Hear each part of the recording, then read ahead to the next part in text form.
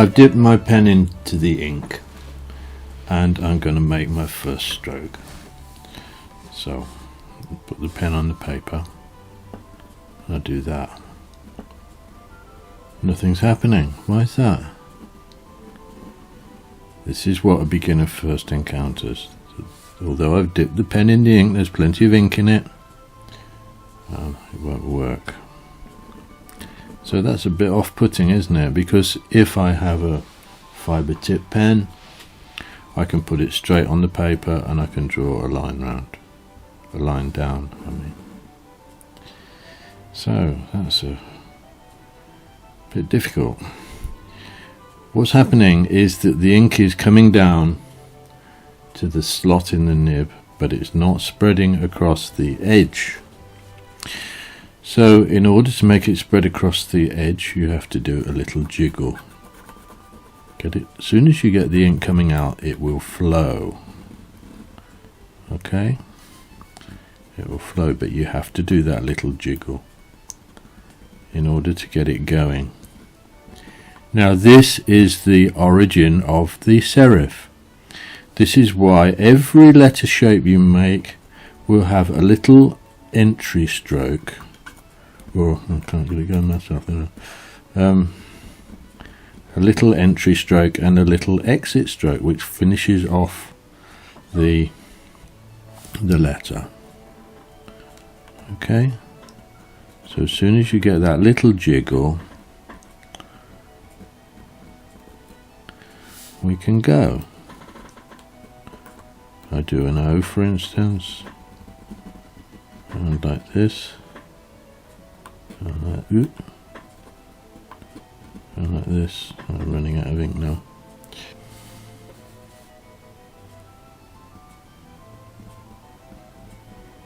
Like that. But sometimes it's difficult, sometimes it's quite easy, but you will always have to have that entry and exit stroke. So just bear that in mind, that if the ink won't flow, you need to do that backwards and forwards jiggle to create the serif, the entry stroke there, and the exit stroke. Okay.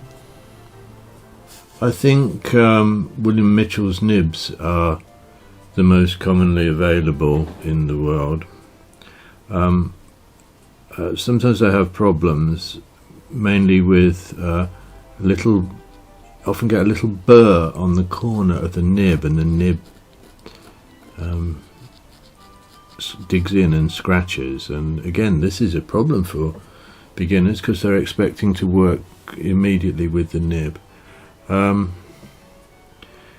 I always in classes carry around with me this little sharpening stone. It's what is used by printmakers for sharpening their tools, and it's very, very fine, and I simply wet it and with a bit of spit, and then just very gently stroke the corners like that, and then I'll try it, and if it still digs in, I'll do a bit more.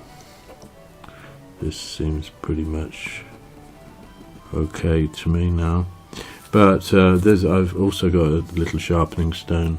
This is a piece of Arkansas stone which I like to use, or I've even got a little diamond sharpening stone.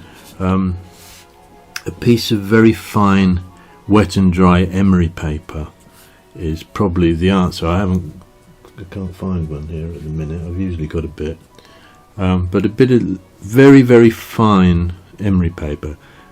Before you ask, no, an emery board for doing your nails is not suitable. It's far too coarse. So very, very fine, and just do a little light touch on the corners. Try it. If it's still scratching, a little bit more. Don't overdo it, don't do it hard. Okay, so that should help you when you have problems with your nibs.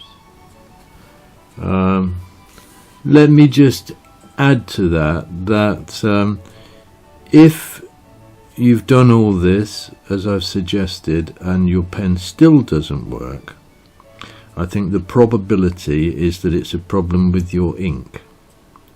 So switch to fountain pen ink,